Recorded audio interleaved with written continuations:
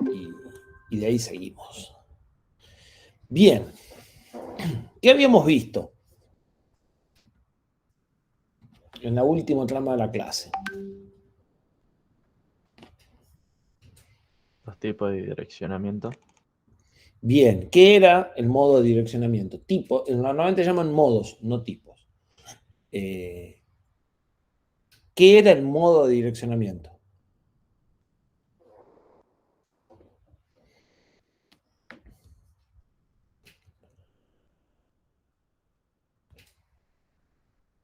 ¿Cómo ¿Nadie? accedo a los valores? ¿Cómo accedo al valor que quiero operar a partir de la información que doy? ¿O qué información doy para llegar al operando? ¿Sí? ¿Qué información del operando doy en la instrucción? ¿Sí? ¿O qué relación hay entre lo que yo pongo en la instrucción y el operando final sobre el que tengo que trabajar? ¿Sí? ¿Qué modos habíamos visto? Y acá yo voy a hacer una aclaración importante.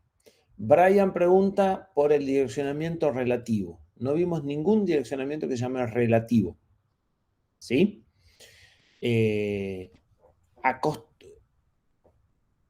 Sí, relativo como el modo relativo del PC.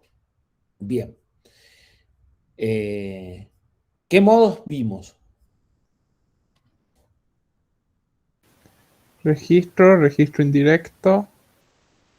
El más fácil de todos, que compite con registro.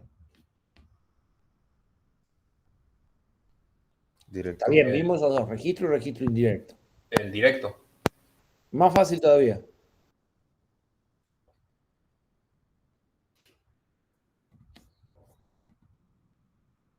Inmediato. Y correcto, es más fácil que el registro y más fácil que ese todavía o eventualmente, sí, más fácil porque no tengo que hacer nada directamente, es el implícito. ¿Sí? El implícito se usa, parece una pavada, pero no, se usa. En muchos casos aparece el modo de direccionamiento implícito. ¿Sí? Implícito es cuando yo no digo nada, la instrucción ya lo dice todo. Entonces, ¿cómo especifico el operando? No lo especifico, no hace falta. La instrucción ya lo hizo por mí. ¿Sí? Ese es el modo de direccionamiento más simple que pueden encontrar, porque no hay que decir nada del operando. Normalmente después el que se considera es el inmediato. El inmediato operamos con una constante y la constante viene como parte de la instrucción. ¿Sí? ¿Cómo se distingue en el córtex el inmediato con el símbolo numeral? ¿Eso es universal? No. Hay procesadores donde no hace falta poner nada para indicar el modo inmediato. ¿Sí? Pero el numeral es un distintivo del modo inmediato bastante común. Varios lenguajes assembler usan el mismo distintivo. ¿Sí? En el modo inmediato, entonces, es una constante, la constante viene dentro de la instrucción. ¿Sí? Ahí hay un ejemplo. Después seguía los que ya mencionaron, registro. ¿Qué hacemos en el modo registro? ¿Qué especificamos en el modo registro?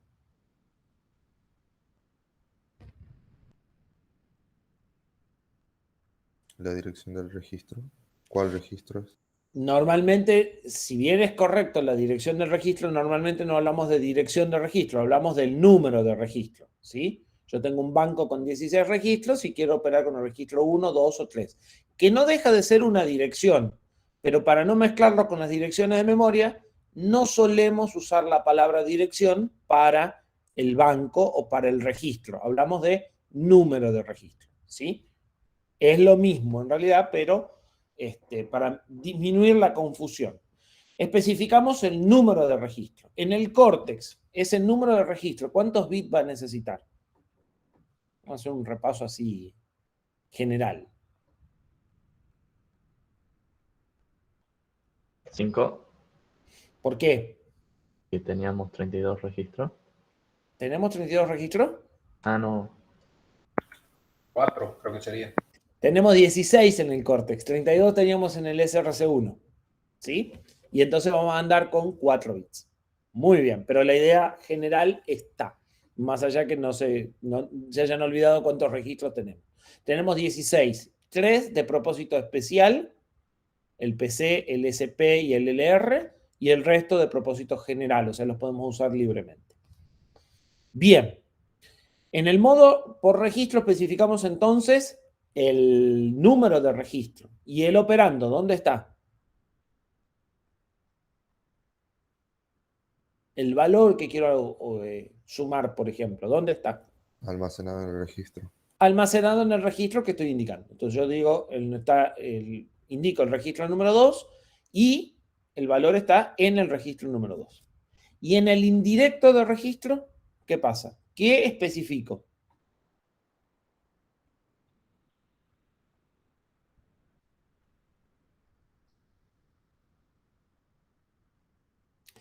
En el modo de registro yo doy un número de registro y el operando está en el registro, está almacenado en el registro.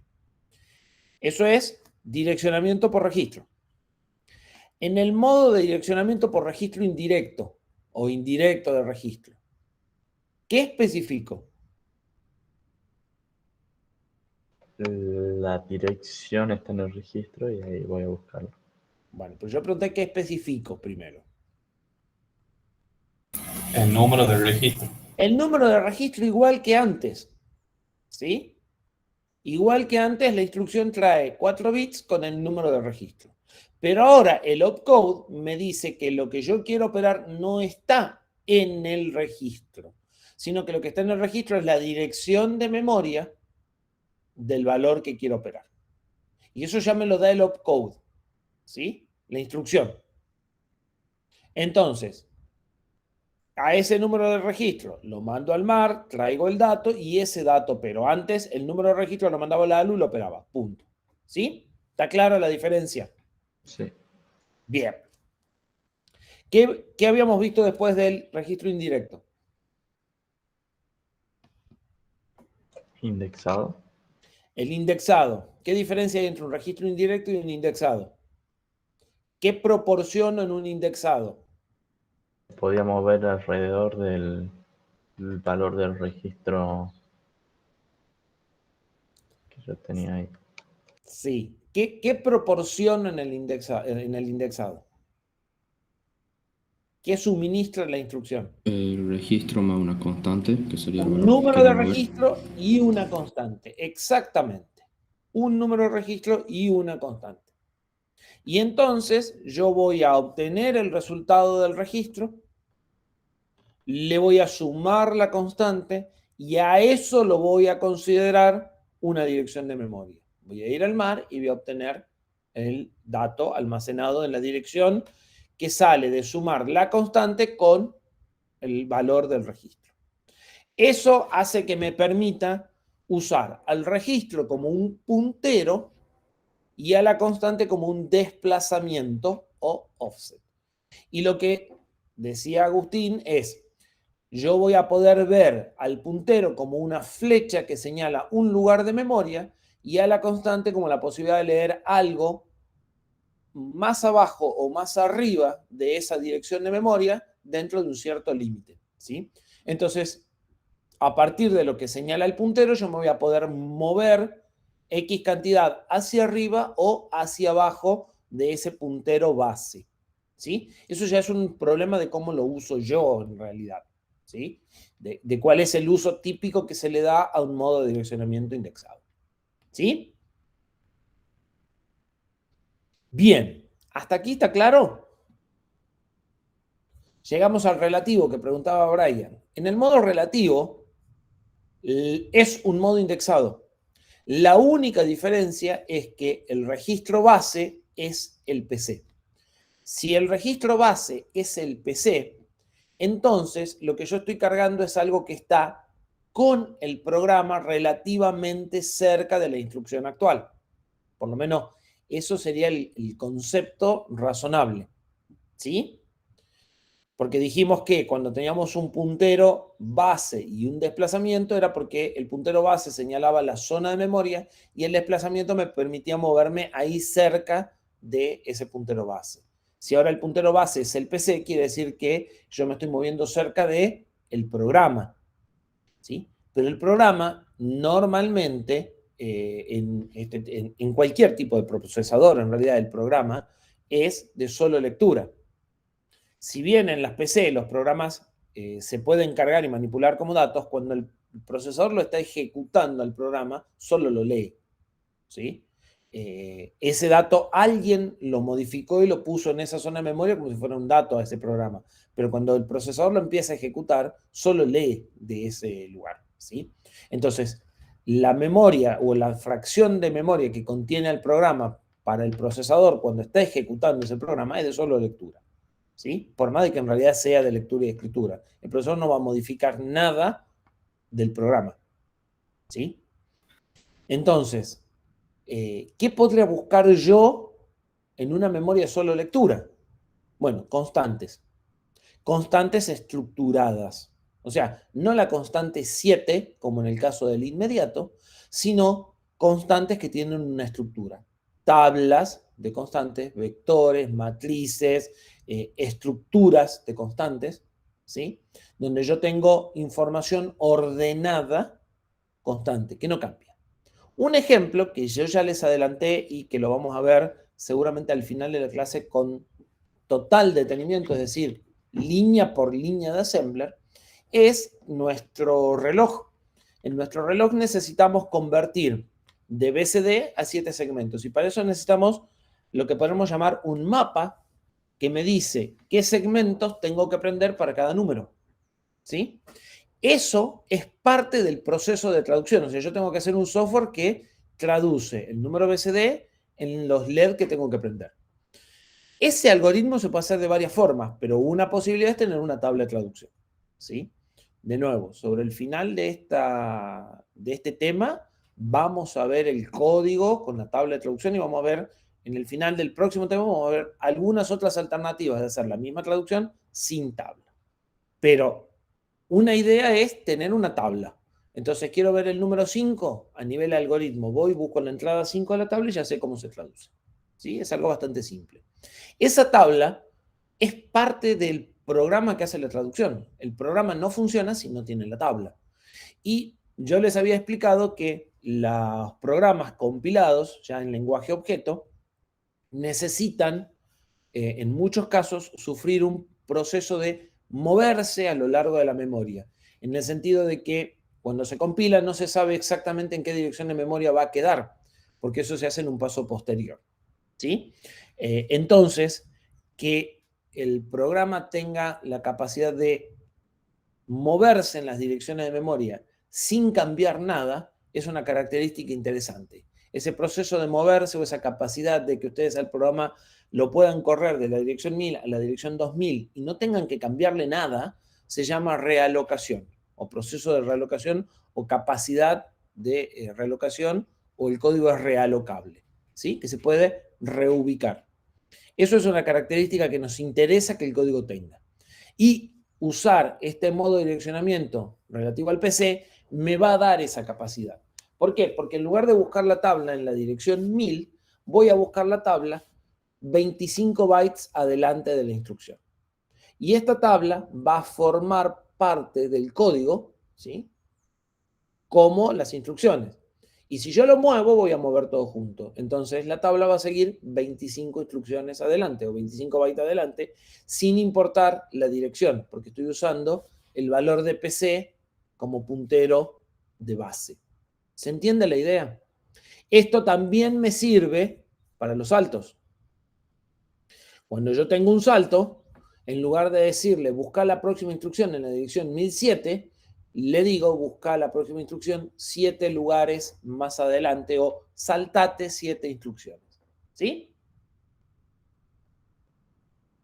El resultado es el que decíamos. Si yo tengo un programa que dice buscar la próxima instrucción en la dirección 1007 y lo muevo, probablemente en la dirección 1007 no esté la instrucción que yo quería. Pero si yo tengo un programa que le dice buscar la instrucción 7 instrucciones más adelante o 7 bytes más adelante, si lo muevo, ese programa sigue funcionando. ¿Sí? Para eso, ¿qué se usa? El modo relativo. El modo relativo es un caso particular del indexado, donde el registro que usamos no es cualquier registro, sino es el PC.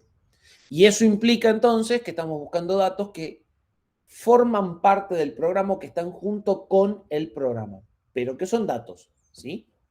Normalmente datos constantes, porque el programa no se cambia una vez que está en ejecución. ¿Sí? ¿Hasta aquí se entiende?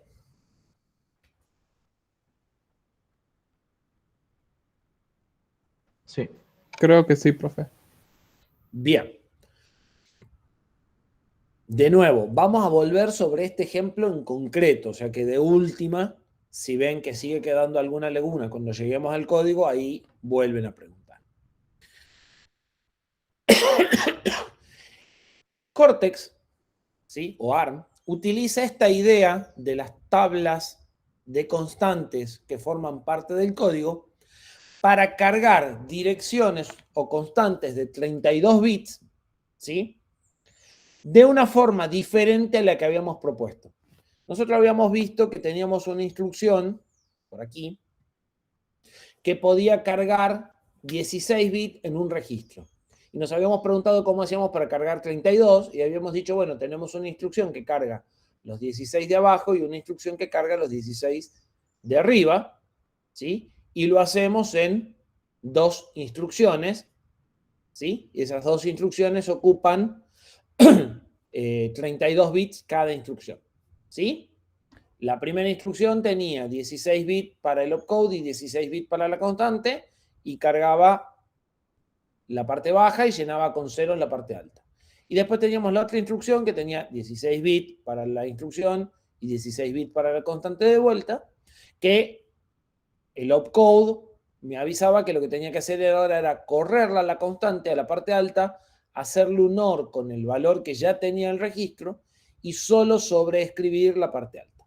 Y de esa forma podía cargar una constante en dos instrucciones de 4T. ¿Hasta ahí estamos de acuerdo? Sí. Bueno, Cortex me propone otra forma. Cortex me propone hacer una tabla con la constante de 32 bits y usando el modo relativo al PC, ¿sí? Eso está aquí. Hacer un LDR1 PC tantos bytes adelante. Entonces, yo vengo escribiendo el código y 25 lugares más adelante pongo una tabla que tiene la constante 32 bits. ¿Sí? Y le digo que cargue R1 del valor actual de la instrucción tantos bytes adelante. Con esto voy a poder cargar el PC, el R1 en 32 bits, en solo una instrucción de 2T. ¿Sí? Porque hago una sola operación. ¿Se entiende? ¿Puede repetir esa parte, profe? Sí. Hago lo mismo que con la tabla de traducción, solo que lo que pongo es la constante de 32 bits que quería mandar a R1. Y la pongo al final de las instrucciones. Escribo mi código y al final pongo las tablitas con los números de 32 bits que me hacen falta para funcionar. Y después cargo el registro de la instrucción actual 25 lugares más adelante. Como acá tengo hasta 12 bits para moverme, tendría que ser muy largo el programa para que la tablita quede fuera del alcance. ¿Sí? Entonces ahora, en una sola instrucción, cargo R1 con 32 bits. ¿A partir de qué? A partir de que esos 32 bits están cerca de la instrucción. No están en cualquier lado. Entonces lo pongo al número de 32 bits, ya no como parte de la instrucción, sino si lo quieren ver así, pegado a la instrucción, ¿sí? Cerca de la instrucción, y lo cargo diciéndole, mirad, de donde está la instrucción, busca 10 lugares adelante y vas a encontrar la constante que me hace falta cargar en R31. ¿Sí? Es un truco, en definitiva, para poder pasar una constante de 32 bits al registro. Pero técnicamente no forma parte de la instrucción. No tengo una instrucción de 48. Tengo una instrucción de 16 y a la constante yo la pongo, ¿sí?, al final del programa. ¿Se entiende la idea? Sí, es un uso más del direccionamiento Es un relativo. uso más del direccionamiento relativo que me permite cargar en un T en lugar de en 2, en una instrucción en lugar de 2, las constantes de 32 bits. Tengan en cuenta que las constantes de 32 bits se usan cada vez que tienen que cargar una dirección de memoria. Entonces, no se usan mucho, pero se usan. ¿Sí? Van a cargar constantes de 32 bits. En un programa ustedes van a tener que cargar 4, 5, 6 veces constantes de 32 bits. ¿Sí? Comparados con el más 4 de cada vez que se mueven en un lazo, se usa mucho menos. Pero tampoco podemos simplemente olvidarnos de las constantes de 32 bits. ¿Sí? Entonces, esto les permite mejorar un poquito la velocidad. Para resolver esto, lo que ustedes tienen, yo me voy a saltear una diapositiva ahora porque no vale la pena, no la vamos a usar, es una pseudo instrucción. ¿Qué es una pseudo instrucción? Una pseudo instrucción en Assembler es algo que se traduce como una instrucción, pero que no es una instrucción real. En realidad, incluso una pseudo instrucción se puede convertir en dos instrucciones. Entonces, si yo hago LDR, o sea, si yo uso esta notación, LDR, R3, igual y una constante de 32 bits, este igual, adelante, le está diciendo al ensamblador que lo que queremos hacer es lo que acabamos de describir. Él va a poner este número como una constante al final del programa y va a usar modo de direccionamiento relativo al PC para cargar este valor en R3. ¿Sí? Entonces, el igual me distingue del numeral. ¿En qué sentido? El numeral trataría de meter esta constante dentro de la instrucción y cargarlo en R3. De hecho, la instrucción LDR R3 numeral no existe, se llama move, pero harían lo mismo. ¿Sí? Cargan en el registro el valor de la constante. Pero ¿qué pasa? El igual lo que me está diciendo es, no pongas esta constante dentro de la instrucción. Ponela al final del programa y usa direccionamiento relativo para cargar esta constante en el registro. ¿Sí? Entonces, como que el ensamblador agrega un poquito de inteligencia y me desdobla esta instrucción en una instrucción más una constante en una tablita al final. ¿Sí? O sea que ahí en R3 se guardaría como el offset. No, para... a ver, al final de la instrucción, en R3 se va a guardar 1, 2, 3, 4, 5, 6, 7, 8. Pero si vos ves el código de máquina generado, lo que vas a tener es el opcode de LDR, el opcode de R3, y no vas a encontrar el 1, 2, 3, 4, 5, 6, 7, 8 dentro de la instrucción. Lo que vas a encontrar es el offset a 10 lugares más adelante, y 10 lugares más adelante, cuando se acaben los opcodes del programa, vas a encontrar el 1, 2, 3, 4, 5, 6, 7, 8 en el dumping de memoria. Lo van a ver, lo pueden ver y lo van a ver, y se los puedo mostrar, el miércoles en el laboratorio. ¿Sí? Podemos ver el volcado de memoria, o sea, qué byte se pone en qué dirección de memoria, y podemos ver este caso en particular. ¿Sí? Si ustedes se acuerdan del caso del move numeral, la constante estaba dentro de la dirección de memoria. O sea, si yo vuelvo acá, a este ejemplo, el 100 está metido acá. Este 0064 es el 100. En el caso de la instrucción que vimos recién, vos no vas a encontrar el 1, 2, 3, 4, 5, 6, 7, 8. Perdón, de vuelta estoy señalando acá. Este 064 es el 100 de la constante.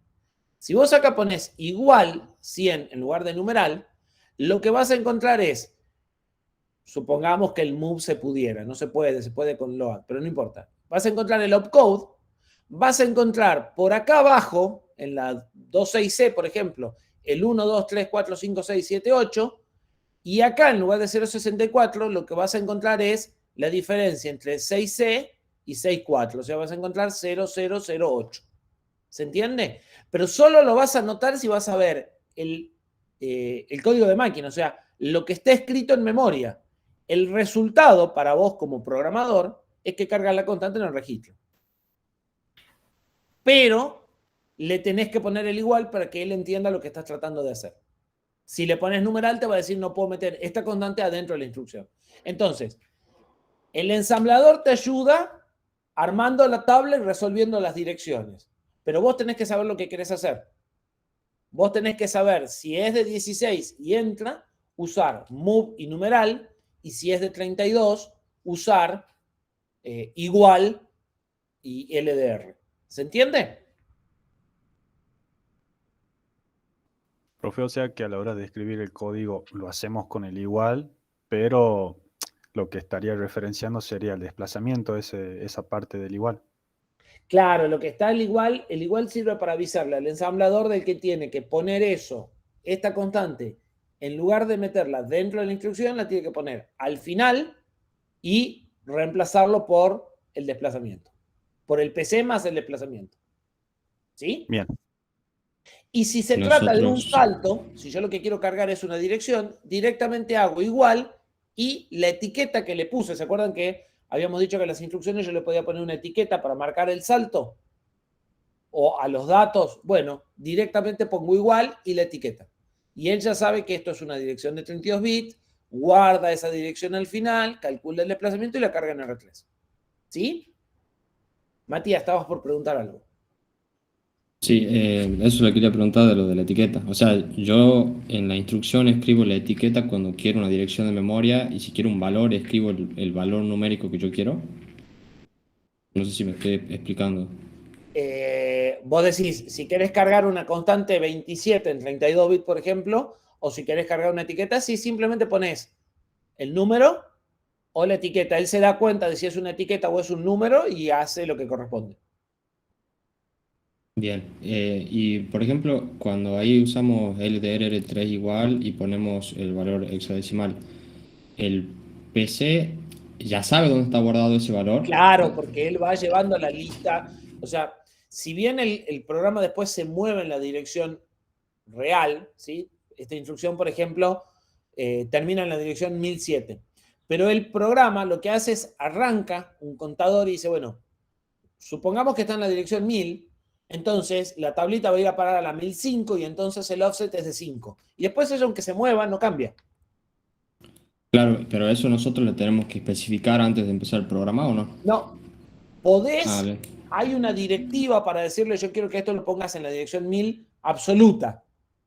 No lo podés mover, lo quiero en la 1000, pero en general no hace falta. Y en general no se hace, porque si mandas dos cosas a la misma dirección te va a decir, bueno, no puedo resolverlo, me estás pidiendo que ponga dos cosas en el mismo lugar. Es más fácil dejar que él acomode las cosas y solo se ponen en lugares específicos las cosas específicas. Por ejemplo, la primera instrucción en donde sabes que el programa va a buscar la primera instrucción. ¿Sí? Pero Bien. todo lo que no necesita ser puesto en un lugar específico porque el procesador no lo necesita, vos lo dejas libre. Perfecto. Profesor, ¿Sí? todo el bloque de instrucciones y de constantes se mueve en conjunto, ¿verdad? Exactamente, no desparramás. Es un bloque y el bloque se mueve entero. Si vos originalmente lo pensaste en la dirección 1000 y después lo movés a la 2000, se mueve todo 1000. Todo es 1000 más. Perfecto, gracias. Hay señaladores donde le indican al ensamblador dónde empieza y termina cada bloque para saber qué es lo que puede mover y qué es lo que se tiene que mantener junto. ¿Sí? Bien, ¿dudas? Bueno, se usa también para especificar el destino de los saltos, de la misma idea, y funciona exactamente de la misma forma. ¿Sí? Cuando veamos los saltos, vamos a ver cómo se especifica, pero se usa la misma idea, se usa etiqueta. Lo único que cuando se manda saltos, no hace falta el igual, porque en los saltos siempre es relativo y siempre se pone una etiqueta. Entonces, no hay necesidad del igual porque nadie pone la dirección específica del salto. ¿Sí? No es como en el LDR, que podrá haber un numeral y un igual. ¿Sí? O sea, no hace falta, igual ponemos directamente la etiqueta, eso es. Cuando estamos en un salto no hace falta. La instrucción de salto ya hace lo del igual, digamos. Perfecto. ¿Por qué sería relativo lo del salto, ingeniero? No me Porque es quedó bien. relativo al PC. O sea, no podemos poner un valor fijo para que salte. ¿Qué quiere decir un valor fijo? Va, o sea, ¿no tendría una etiqueta el salto? No ese es el punto. El punto es, vos podés especificar el salto de, a ver, vamos a ponerlo claramente. Vos tenés que recorrer un mapa, ¿sí? Yo te puedo decir, de donde vos estás, camina 5 cuadras adelante y gira a la izquierda, o te puedo decir, gira a la izquierda en la 24 de Junín, ¿sí? Sí, Una forma de especificarlo es absoluta. No importa dónde vos estés, ¿sí? Tenés que llegar a la 24 de Junín y de ahí girar a tal lugar. De la otra forma, depende de dónde vos estés, ¿sí? Vas a llegar o no. Ahora, si yo lo que quiero que hagas, o sea, pensate que vos estás recorriendo un mapa, ¿sí? Pero yo ahora lo que quiero que hagas vos es un dibujo geométrico en el mapa. O sea, que cuando yo vea cómo te moves vos, hiciste un signo de pregunta. Si yo te digo, camina 4 cuadras, gira a la derecha, camina 3, gira a la izquierda, move y demás, esa figura se va a repetir sin importar dónde vos estés. ¿Se entiende la idea? sí, Bueno, en un caso yo te estoy dando órdenes relativas. De donde vos estás, avanza tanto, movete tanto. ¿A partir de qué? A partir de tu punto actual. En el caso del salto, lo que estoy haciendo es, de la instrucción que estás, salta 20 instrucciones adelante. No me importa en qué dirección de memoria está la instrucción. Salta 20 bytes adelante, porque realmente lo que especifica son bytes. claro, ahora sí. En el otro le estás diciendo, andá y busca la instrucción en la dirección 1007. ¿Por qué usamos el modo relativo? Porque nos permite mover el programa y porque necesitamos mover el programa. ¿Sí? Entonces, el absoluto, si muevo el programa, tengo que recalcular cada vez las direcciones de salto. Porque si la instrucción que estaba en el 1007, yo lo muevo el programa y ahora no está en la 1007, está en la 2007, entonces tengo que ir y corregir la instrucción. En cambio, si le dije saltar 10 lugares adelante, eso sigue funcionando. No tengo que hacer nada. ¿Sí? Sí, profe, gracias. Bien. Sobre el modo indexado, ARM y varios constructores, además de ARM, proponen variantes. ¿Sí? Entonces, dentro del modo indexado ya vimos que podría haber o no un desplazamiento. Nosotros dijimos que cuando no había desplazamiento se llamaba de registro indirecto, pero en realidad es lo mismo. ¿Sí? El registro indirecto y el indexado con cero son lo mismo. Les dimos dos nombres simplemente por un tema conceptual, pero nada más. Pero podría ser que el registro base, en lugar de mantenerse constante, o sea, está apuntando a la dirección 1000 y sigue apuntando a la dirección 1000, se mueva. ¿Sí? Entonces el registro base puede cambiar de valor. ¿Por qué querría que el registro base cambie de valor?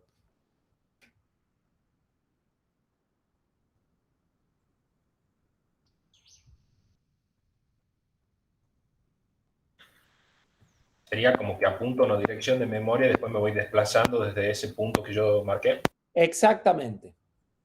Opero sobre la dirección 1000 y el puntero se mueve a la 1004. Opero sobre la 1004 y se mueve a la 1008. Para poder moverme más posiciones, digamos, o sea, para poder llegar más lejos en... No. Para más lejos lo muevo, lo dejo en la 1000 y después lo llevo a la 1500 y listo.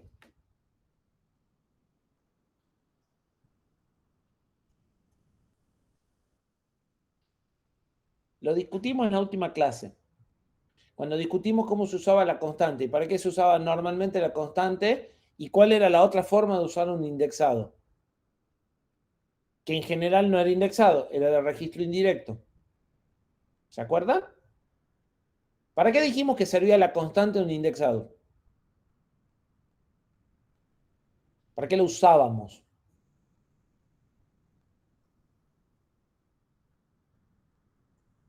En ese caso era que habíamos dado el ejemplo del struct. Correcto. Habíamos dicho que la constante tenía como uso acceder a un struct de C y me permitía acceder al elemento 1 o al 2 o al 3 cuando el puntero marca el inicio del struct. Porque el struct es un bloque en memoria, pero con elementos que tienen distintos tamaños. Entonces yo, si muevo el puntero actual, puedo pasar a otro bloque. ¿Así? Pero ¿en qué estructura de datos estaría? Una estructura que tiene elementos del mismo tamaño. Claro, porque si no, si tuviese distinto, saltaría y puedo llevar Tendría que ir a otro saltando valor, cosas digamos. distintas, no Claro. tiene mucho sentido. Vector. Sí, señor. Esto se usa cuando ustedes están operando sobre un vector. Entonces, tienen que sumar un vector, restarlo, multiplicarlo, no importa lo que hagan. Ustedes operan sobre un elemento en un lazo y pasan al elemento siguiente. Y entonces ya el registro hizo solito el paso al siguiente. ¿Sí? ¿Se entiende la idea? En lugar de tener que yo mover el vector, el puntero, una vez, o sea, en lugar de tener que hacer el i más 1 en una instrucción, lo hace directamente cuando accedo al dato. Entonces, accedo al b sub i y además hago i más 1 igual a i más 1 en la misma instrucción, en el mismo paso. ¿Sí?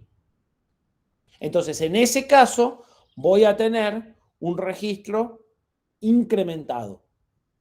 Y podrá suceder, de acuerdo al algoritmo que esté aplicando, que tenga que incrementarlo antes del acceso, o sea, si el puntero está en 1000, yo quiero acceder al elemento 1004, ¿sí? Y necesito que primero se sume y después se acceda, o que primero se acceda y después se sume.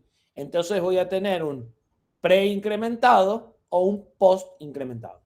El preincrementado primero mueve el puntero, después calcula la dirección efectiva y accede al elemento.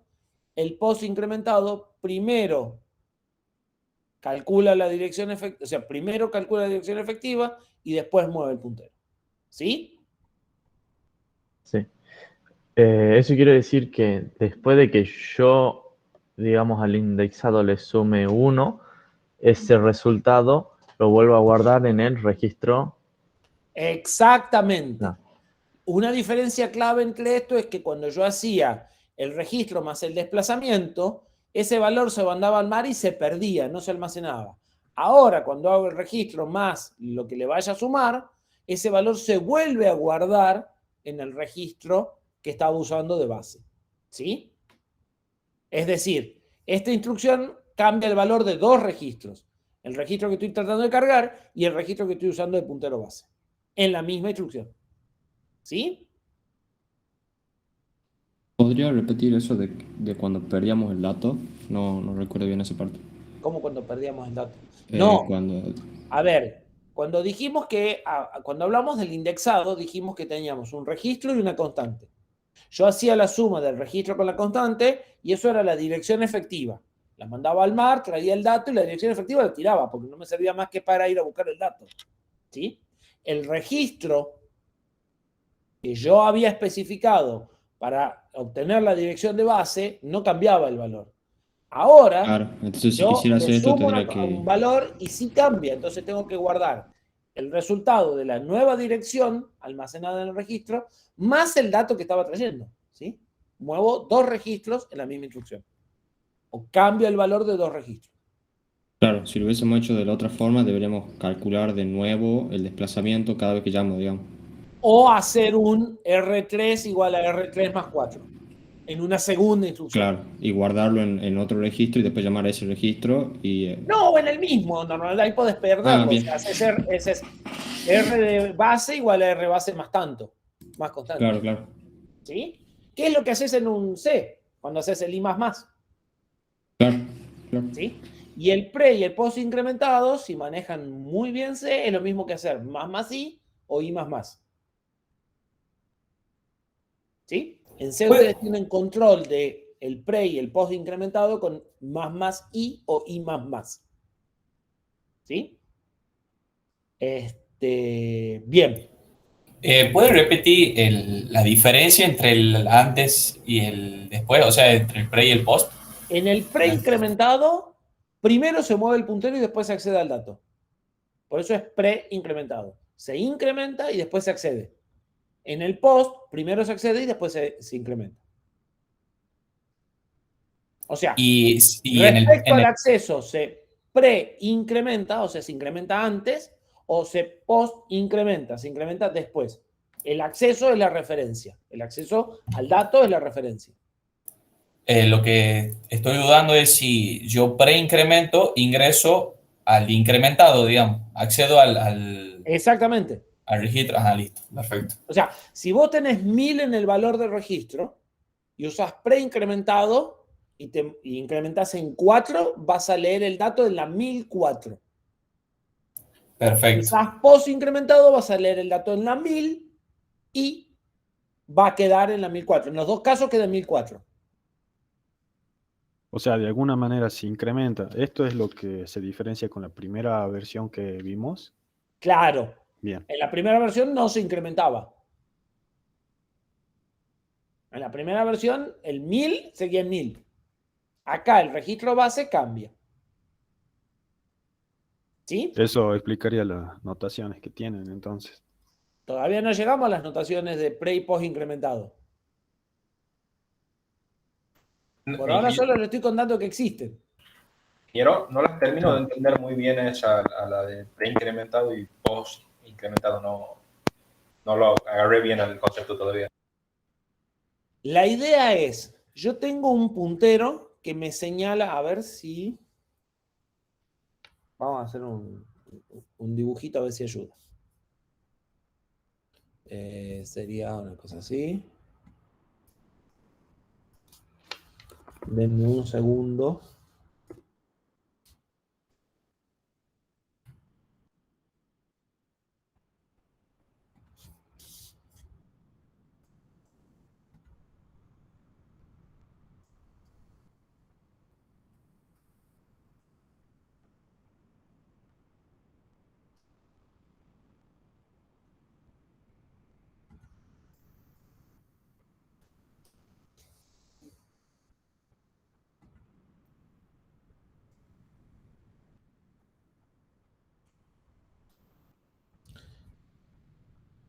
Yo tengo un vector.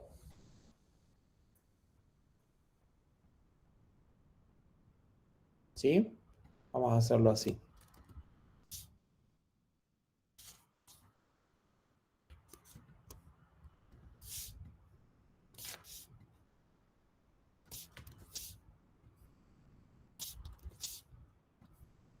Ustedes cuando tienen que, por ejemplo, promediar un vector, sumar un vector, buscar algo en un vector, no importa, cuando tienen que trabajar con un vector en general, ¿qué hacen? Ponen una variable i. La variable i va a ser normalmente, o la vamos a dibujar en general,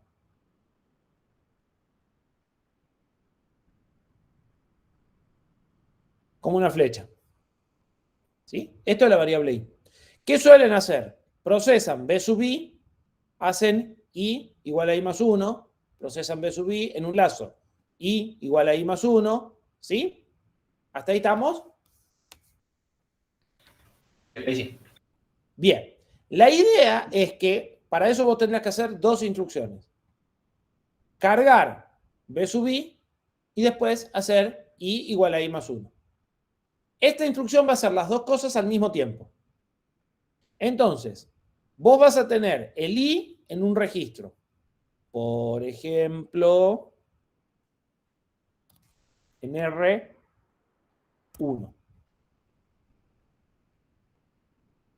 Y querés cargar este dato,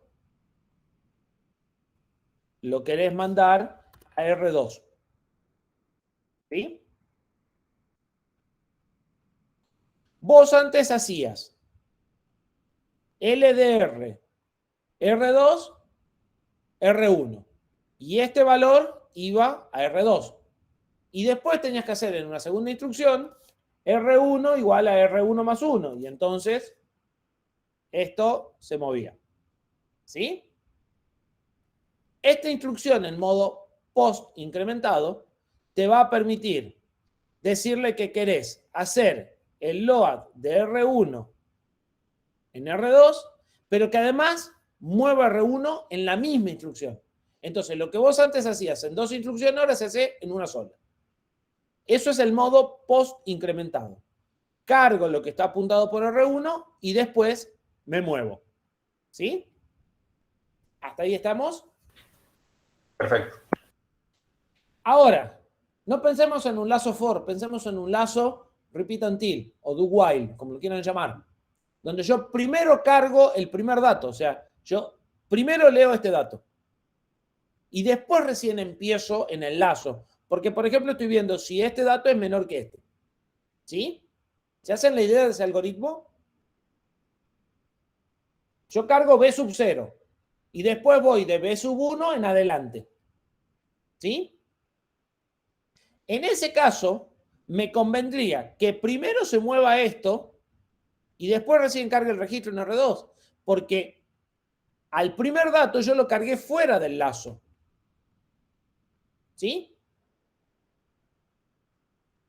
Si yo cargo el dato fuera del lazo, debería mover el puntero fuera del lazo y recién empezar a hacer el ciclo que vimos recién.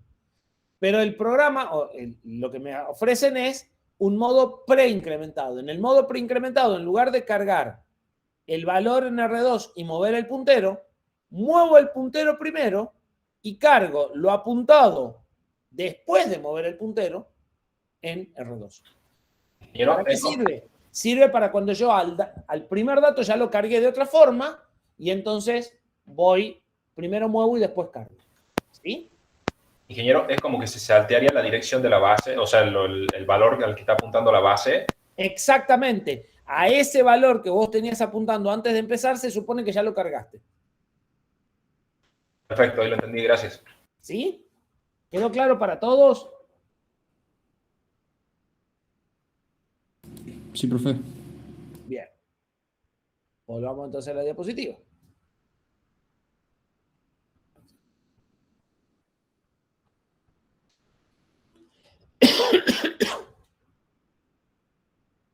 En el caso de Cortex,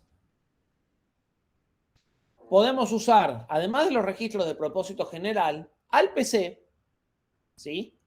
Lo cual no va a ser muy normal, o al SP, que es el stack pointer, y en el stack pointer sí lo vamos a usar, ¿sí? Porque en el Cortex son registros de propósito general. De nuevo, como el stack pointer no es un registro cualquiera, tiene un uso definido, como el PC, van a ver que hacer esto sobre el stack pointer tiene una incidencia particular, como en el caso del PC, cuando lo usamos para acceder en modo relativo. ¿Sí? Bien. Preincrementado. Modo indexado preincrementado. O sea, ahora sí vamos a ver notación y forma de funcionamiento. Es igual al modo indexado, el puntero se incrementa antes de acceder al dato, es el que hablamos recién. El dato señalado por el puntero no se carga el que sigue. ¿Sí? Para distinguir esto, se agrega el símbolo el signo de admiración al final. Entonces, LD corchetes R2, numeral 4 corchetes, quiere decir a R2 sumale 4 y a esa dirección efectiva busca el dato y cargarlo en R1. Si yo agrego el numeral, el signo de admiración, quiere decir a R2 sumale 4, busca el dato en esa dirección, cargalo en R1, pero guardame el R2 sumado con 4 en R2. ¿Sí? ¿Se entiende? ¿Puedes repetir esa última parte, profe? Sí. Ya habíamos visto el indexado común. El indexado común solo difería porque no tenía esto. ¿Sí? El indexado común era LDR1, corchetes, R2, numeral 4, corchetes. Y eso era, toma R2, sumale 4, a esa dirección efectiva anda a memoria y trae el valor y guardarlo en R1. La diferencia cuando agrego el signo de admiración es a esa dirección de memoria, andá, buscá, trae el dato guardado en R1, pero además a ese resultado de R2 con 4, guardalo en R2. ¿Sí? Se Sí, modificarían Moveme ambos R2, registros. 4 lugares. ¿Sí, Brian? No, que entonces con este modo ya modificaríamos los dos registros. Claro, por eso dijimos, es Bien. indexado preincrementado, es el que acabamos de explicar. Ahora es sintaxis. Habíamos dicho que en el preincrementado yo iba a buscar no el dato señalado por R2, sino el siguiente, ¿sí? Y que R2 iba a quedar apuntando al siguiente. Bueno, eso es lo que hace esta instrucción. La diferencia, el signo de admiración al final. ¿Sí?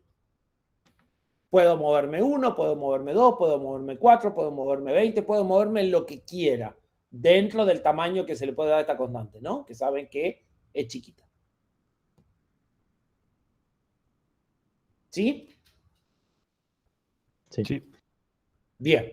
El operando se busca en M2 más 4, ya lo habíamos visto. Se actualiza, R2 toma el valor de R2 más 4 y ¿para qué sirve? Ya lo discutimos, ya le conté todo esto por anticipado.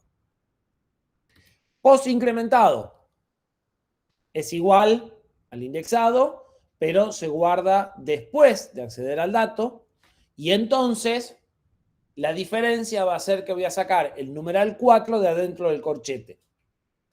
Entonces, ¿cómo se leería esto? Si ustedes se acuerdan, sin esta parte, LDR1, R2 corchetes, es buscar lo que está en R2, eso es registro indirecto, o indexado con constante 0 sería, ¿sí? Anda a memoria con el valor de R2 y carga eso en R1.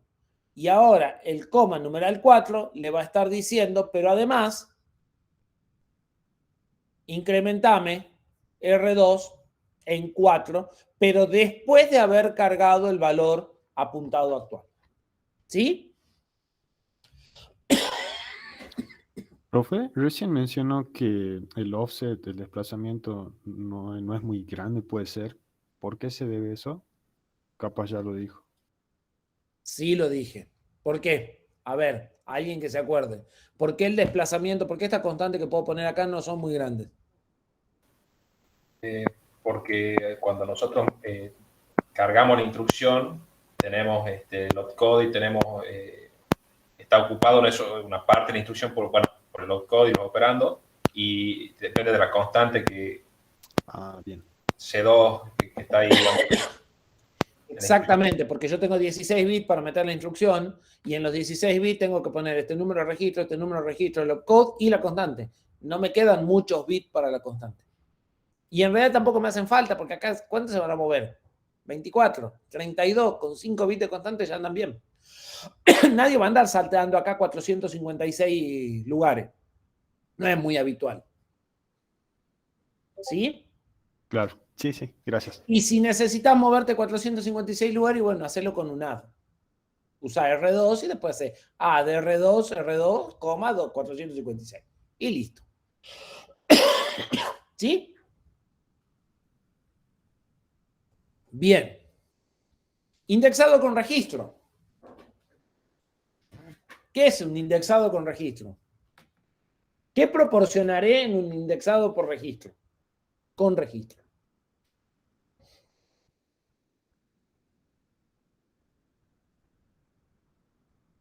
Puede ser que en el registro esté el número del registro que quiero ver. Ese sería registro indirecto. O indirecto de registro indirecto, porque tendrías dos veces la indirección. ¿Se entiende? Claro, Cuando yo claro, voy a sí. buscar, cuando lo que yo tengo es la dirección, entonces se habla de indirecto. Lo que vos estás hablando, no existen los registros que yo sepa, si existe en memoria en algunos procesadores donde vos tenés la dirección de la dirección del dato. Y eso es doble indirección. ¿Sí? No es este caso. Pero en algunos procesadores existe. No lo vamos a ver, por suerte, por ustedes. ¿El indexado qué habla? ¿De qué habla el indexado? De que tenemos un registro base y un desplazamiento.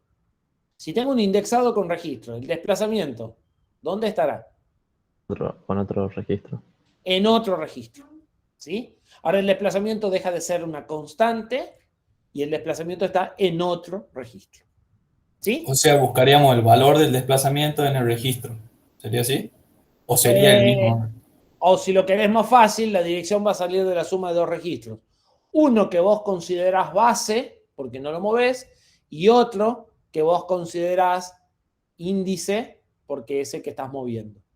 ¿Sí? Es muy subjetivo, pero ya vas a ver para qué sirve. ¿Sí? Entonces, a nivel funcionamiento, lo que hago es, en lugar de R2, numeral 4, pongo R2 y R3. ¿Cuál tiene el 1000 y cuál tiene el 4? Es problema tuyo. Lo que hace es sumar las dos direcciones, los dos registros, y con la dirección obtenida por los dos registros, entonces va a memoria y a ese dato lo carga en R1. ¿Sí? En ese caso, entonces puede ser variable R2 o R3. Exactamente. Esto es lo que ustedes hacen cuando en C hacen B sub I. B es el puntero a la base del vector. Se carga en R2 y no se mueve. Y sub I está en R3. ¿Sí? Y cuando hacen I igual a I más 1, en C mueven R3 y después lo vuelven a sumar al 1000, ¿sí? Cuando trabajan con índices, no cuando trabajan con punteros. Y obtienen la dirección. ¿Sí? Entonces, ustedes acá pueden tener el índice del vector, es el elemento 1, 2, 3, 4, 5, 6, 7, y acá pueden tener la dirección de memoria del primer elemento. Con la suma de la dirección de memoria del primer elemento más el número de elementos, obtienen la dirección efectiva del elemento que están buscando. ¿Sí? ¿Están de acuerdo? Sí. ¿Están todos de acuerdo? ¿Y qué desventaja tendría con respecto a los anteriores? Ventajas son, a ver, Porque a los otros también los podemos utilizar para recorrer un vector. los otros los podés utilizar para obtener un vector. Pero si vos después querés saber en qué posición estaba el elemento más chico, ¿cuál va a ser más fácil? Llevar, o sea, si vos necesitas la dirección de memoria del elemento más chico, probablemente uno de los indexados, pre o post incrementado, te funciona bien porque necesitas la dirección de memoria. Pero si vos necesitas saber si el elemento más chico está en la posición 3 del vector y usás dirección de memoria, después vas a tener que hacer la resta entre la dirección de memoria del elemento y la dirección de memoria del primer elemento para saber que ese es el elemento 3. En cambio, de esta forma, vos vas llevando acá qué número es y ya sabes, lo que obtenés cuando encuentres el igual va a ser que es el elemento 3. ¿Se entiende? Depende de lo que quieras obtener. ¿Sí? A veces necesitas saber el número de posición o el orden en el vector. Y a veces con saber la dirección de memoria ya te alcanza. Si vas a necesitar direcciones de memoria, te conviene tener un puntero y moverte por punteros. Trabajar con punteros, en definitiva. Los modos pre y post incrementados son para trabajar con punteros. Ustedes en C normalmente le huyen a los punteros, ¿sí? Rara vez hicieron asterisco algo y ese algo más. Pero lo que están haciendo con los modos pre y post incrementados es eso, es trabajar con punteros, direcciones de memoria. En cambio, en este están trabajando con índices. Es el elemento 7, 10, 14. Y el registro base proporciona la dirección de memoria. ¿Por qué? Porque para ir a buscarlo en memoria necesitan sí o sí punteros, necesitan la dirección. ¿Se entiende?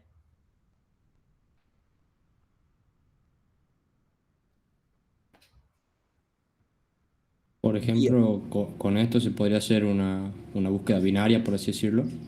Por O sea, ejemplo, voy marcando el puntero y lo voy... con puntero también dividiendo en podés par. hacer la búsqueda binaria, pero con este probablemente sea más fácil. Claro, Porque vas tomando a este, lo dividís en dos, lo sumás. Podés también sumar las dos direcciones y dividirla en dos, pero es más sencillo porque este arranca en cero. La dirección no va a arrancar nunca en cero.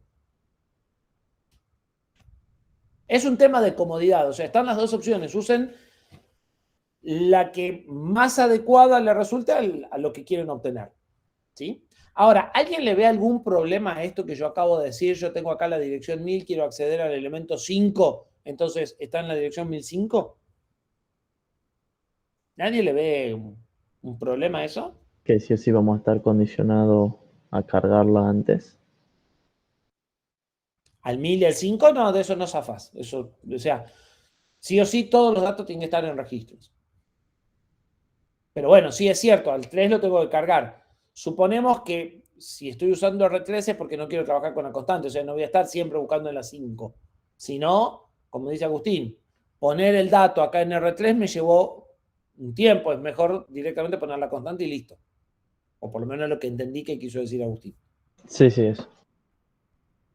A mí se me ocurre que tenemos ese registro, o sea, el uso del registro es para el índice únicamente, no lo podemos usar para otra cosa.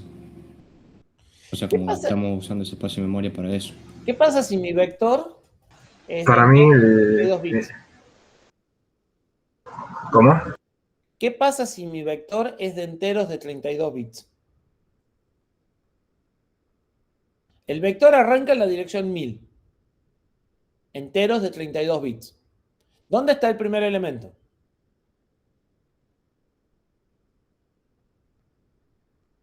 Fácil. La posición En 1000 el sería 4. ¿Dónde está el primer elemento? Dirección de memoria del primer elemento de un vector de int 32 o de 32 bits que arranca en la dirección 1000. ¿Dónde está el primer elemento? en la dirección 1000, diría yo. 1000. Sí, señor. No era una pregunta tramposa. En la 1000. ¿Dónde está el segundo elemento? La 1004. Ajá. 1000 más 1 no es 1004.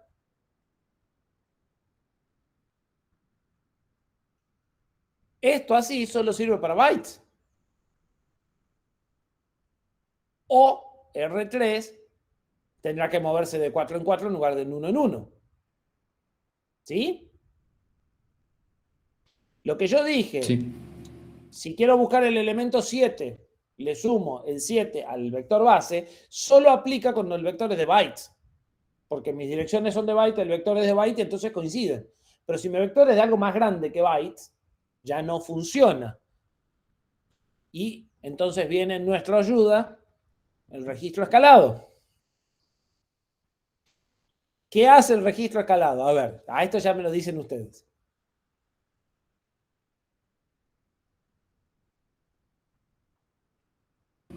Corrige el problema Depende anterior. ¿Pero cómo? Dependiendo de la cantidad de bytes que ocupe el dato, va a calcular cuánto debería moverse. O sea, va a determinar la constante dependiendo de la cantidad de bytes que ocupa el dato que estoy guardando.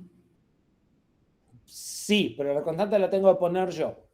Fíjense, la instrucción con registro escalado es LDR1, corchetes R2, R3, LSL2 y cierro el corchete. ¿Qué hace esto? Bueno, lo que está entre corchetes calculo la dirección de memoria, ¿sí? Por eso lo tengo entre corchetes. ¿Qué proporciono? Dos registros igual que antes, el R2 y el R3. Pero ahora además proporciono una constante. ¿Qué voy a hacer? A R3 lo voy a correr a la izquierda 2 lugares. ¿Qué sucede si yo un número lo corro a la izquierda 2 lugares? Lo multiplico por 4. Correcto, lo multiplico por 4. Es como si agregara 2 ceros a la derecha. En decimal es fácil, lo multiplico por 100. En binario lo multiplico por 4. Lo multiplico por 2 a la potencia dada por la cantidad de lugares. ¿Sí? Entonces, a R3 lo multiplico por 4, lo sumo a R2 y eso me da la dirección efectiva. Esa dirección la mando a memoria, traigo el dato y la descarto. No cambio ni R2 ni R3. ¿Está claro? Sí. ¿Para qué sirve? Y bueno, para cuando el vector no es de bytes. Cuando el vector es de medias palabras, de int32 o más grande. ¿Sí? Ustedes van a poder usar acá solamente tienen 3 bits. O sea, solamente van a poder mover hasta 3 bits. ¿Sí? O sea, este campo, LSL, tiene 2 bits. Entonces pueden decir 0, 1, 2 y 3 bits de corrimiento. Pueden multiplicar por 1, por 2, por 4, por 8. Solamente. ¿Sí? Profe, Pero o es sea más que que R3 suficiente. tendría que tener el valor 0. ¿Cómo? O sea que R3 tendría que tener el valor 1 almacenado para Y si que estoy pueda buscando el usar. primer elemento del vector, sí. Ah, bien. Ok. La idea es que ahora, en lugar de mover R3 de 4 en 4, muevo R3 de 1 en 1, como habíamos dicho, lo multiplico por 4. ¿Para qué? Para hacer la adaptación de tamaño del elemento del vector, lo sumo al registro base y obtengo la dirección efectiva del elemento RI. O ya sería ¿Sí? como un índice. R3 acá sí, ahora está claro cuál es el base y cuál es el índice. R2 es el puntero base y R3 es el índice. ¿Sí? ¿Para qué sirve? Bueno, para vectores de un tamaño diferente a un byte. Profe, ¿Sí? no entendí eso de cómo iba cambiando con multiplicarlo con el buffer. A ver, repetime la pregunta. ¿Qué es lo que no entendiste exactamente? ¿Cómo es esto que me voy desplazando al multiplicarlo? O sea, yo sé que le voy agregando ceros, pero no ¿Sí? entiendo realmente el desplazamiento, cómo se está realizando. No, no lo veo claro. Bueno, volvamos al Jamboard. Si es que no lo perdí, no sé dónde. Acá está.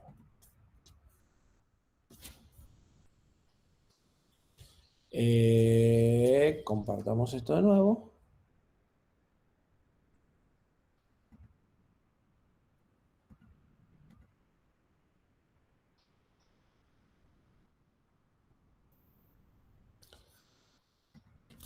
Vamos a reusar el dibujito.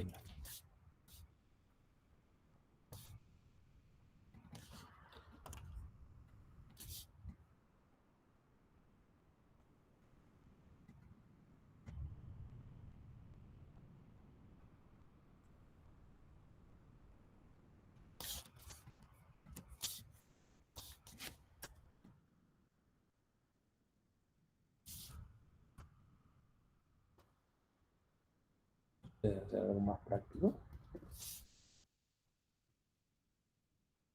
Vamos a hacerlo cortito para que...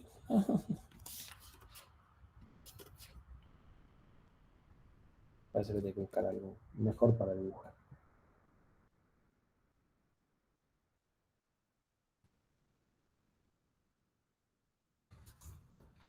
¿Sí? Vamos a suponer que tenés un número de 2 bits, simplemente. Cuando vos tenés una instrucción de corrimiento, ¿sí? Vamos a hacer así.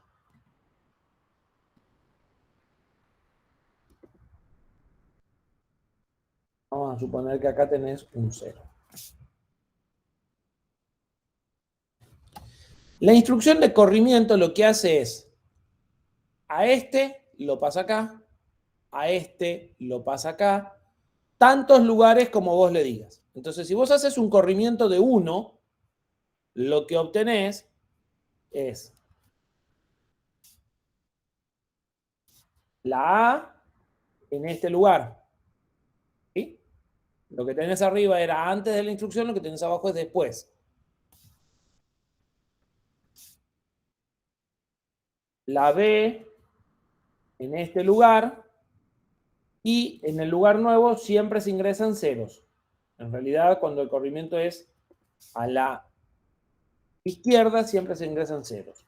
Cuando es a la derecha, pueden pasar dos cosas, que ya las vamos a discutir. ¿Sí? ¿Qué hice acá? Lo que hace la instrucción es correr un bit. Es decir, el bit que estaba acá lo mueve a este lugar. El que estaba acá lo mueve a este lugar. El que estaba acá se pierde y acá ingresa un 0. Eso hace la instrucción. ¿Sí? Esa instrucción es un shift a la izquierda. Lógico, ya vamos a discutir por qué, ¿sí? Pero a la izquierda no hay otra opción. A la derecha hay shift lógico y aritmético. Va a cambiar qué sucede con lo que entra. Cuando nos movemos a la izquierda, siempre entran ceros. Si vos mirás este número, si esto era el 0, 1, 1, ahora tenés el 1, 1, 0. Si haces las cuentas, el 0, 1, 1 es el 3 y el 1, 1, 0 es el 6. Es decir, a este número lo multiplicaste por 2. ¿Sí? Si te moves un bit más y agregas otro 0 acá, el resultado va a ser 12 y lo vas a ver multiplicado por 4. ¿Sí? Es lo mismo que cuando estás en números decimales y agregas ceros. Cada 0 que agregas, multiplicás por 10. ¿Sí? Multiplicás por la base de numeración. Nosotros estamos en base 2. Cada lugar que insertemos va a multiplicar por 2. ¿Sí? Si agregamos 2 lugares, vamos a multiplicar por 2 al cuadrado. ¿Sí? Sí. Entonces, la instrucción, ¿qué hace? La instrucción mueve los bits. O sea, hace lo mismo que un registro de desplazamiento de diseño lógico. Ustedes estudiaron los registros de desplazamiento en diseño lógico. ¿Sí? Hace un desplazamiento. Mueve cada bit un lugar o 2 lugares o 3 lugares a la izquierda. Pero el resultado desde el punto de vista aritmético es como haber multiplicado por 2, por 4, por 8. ¿Sí? Sí, pero ¿cómo eso me sirve para desplazarme en un vector? A eso es lo que iba. Porque vos, tu vector,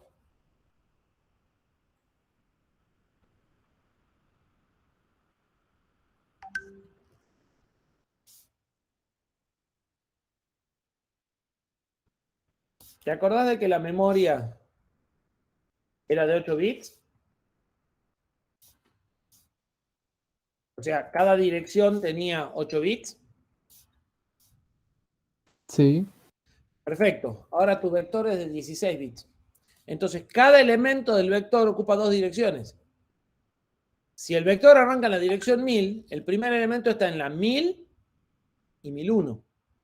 El segundo elemento está en la 1002 y 1003. Entonces, si yo tengo un puntero a la base que es R2, que tiene el valor 1000, ¿sí? Y tengo un registro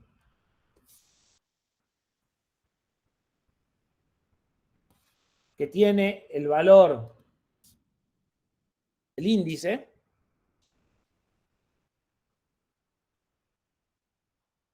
es decir, el número de elemento en el vector. Esto es el elemento 0, esto es el elemento 1, esto es el elemento 2. En R3 yo voy a tener el valor 2 para acceder a este elemento. Pero esto no está en la 1002. En la 1002, esto está en la 1000, 1001, 1002. En la 1002 está otra cosa. Entonces ya no puedo hacer R2 más R3. ¿Sí? Porque las direcciones se mueven de 1 en 1, pero el índice se tendría que mover de 2 en 2, porque cada elemento del vector ocupa 2 direcciones de memoria. Necesito multiplicar esto por 2, que es el tamaño en bytes de cada elemento, y recién sumarlo al R2. sí entiendo. ¿Ahora sí? Sí, no estaba visualizando eso de que ocupaban 2 direcciones. Ya con eso me queda claro Bien. por qué vamos haciendo el corrimiento ahí, multiplicando de a 2. Las direcciones son siempre de 8 bits. Yo les dije que con el tema del más 2 y más 4 iban a renegar mucho. Las direcciones son de 8 bits, pero los datos que yo guardo en el vector no son de 8, son de 16 o de 32. Entonces, cada elemento ocupa más de una dirección.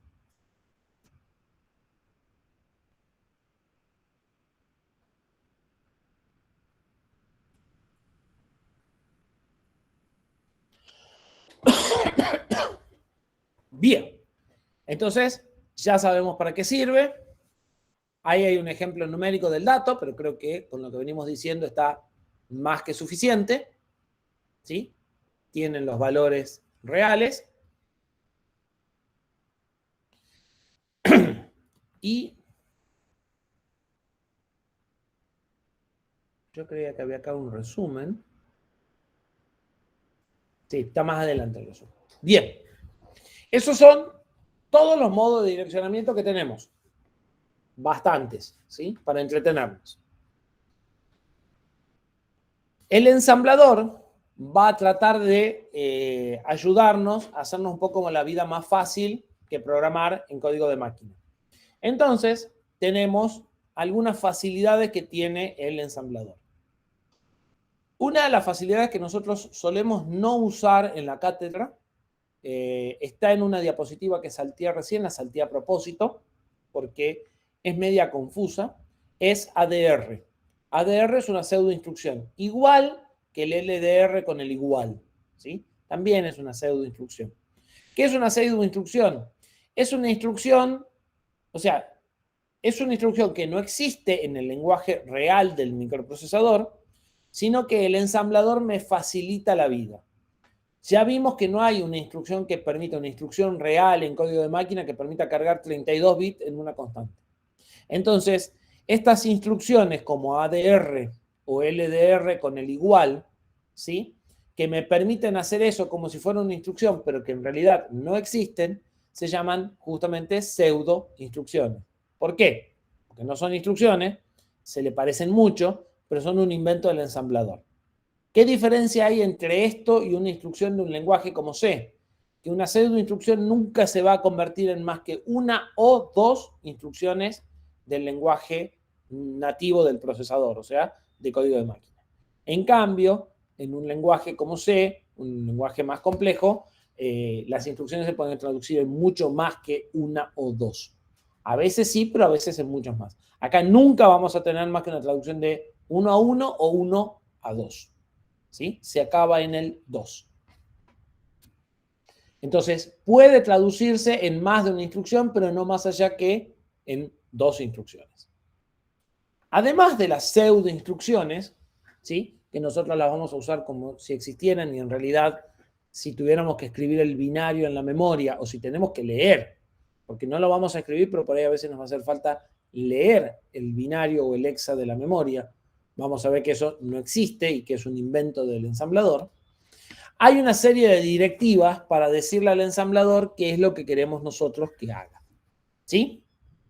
Entonces, estas son las directivas más importantes que vamos a usar. ¿Sí? Todas las directivas empiezan con punto. La directiva .cpu indica para qué tipo de procesador ARM estamos escribiendo el código. ¿Sí? ¿Por qué? Porque el Cortex M0 tiene distintas instrucciones que el Cortex M4. Entonces, tiene que saber cuál es el set de instrucciones del que dispone. ¿Sí? El Syntax Unifier sirve para decirle que vamos a usar la misma sintaxis. Es una mejora que hizo ARM en algún momento. Antes, el set de instrucciones ARM tenía una sintaxis diferente. O sea, las instrucciones se escribían de forma diferente. Si estábamos escribiendo en el lenguaje nativo ARM de 32 bits o si estábamos escribiendo en el lenguaje Thumb, que es la versión chiquita de 16 bits, ¿sí? Que es la que usamos nosotros. Syntax Unifier dice que estamos trabajando en Thumb 2 y que tenemos la misma sintaxis. Y Thumb le dice que queremos escribir en Thumb, porque como la sintaxis no se lo va a marcar, se lo tenemos que decir nosotros, ¿sí? Todo esto sirve entonces para que el ensamblador entienda cómo se escriben las instrucciones. Cuando nosotros pongamos los mnemónicos, los indicadores del modo de direccionamiento, cómo funcionan y cómo los tiene que entender. ¿Sí? Después tenemos una directiva importante que la vamos a usar, .section, text o data. ¿Qué opinan? ¿Qué será section text y qué será section data? ¿Qué pondremos en cada cosa? ¿Instrucciones o datos? Funciones, bueno, código en realidad. En .text vamos a poner el código. Y eso normalmente va a ir a una memoria no volátil. Mientras que en punto data vamos a poner los datos y eso va a ir a una memoria de lectura y escritura. ¿Sí? Entonces, eso va a ser la primera separación que vamos a hacer, que es código, que es datos. ¿Sí? ¿Podría repetir eso, profe? ¿Qué cosa? ¿Para qué parte sería para la parte no volátil? El punto text es el programa. Dijimos que el programa no se escribe, se lee. ¿Sí? El procesador lo lee.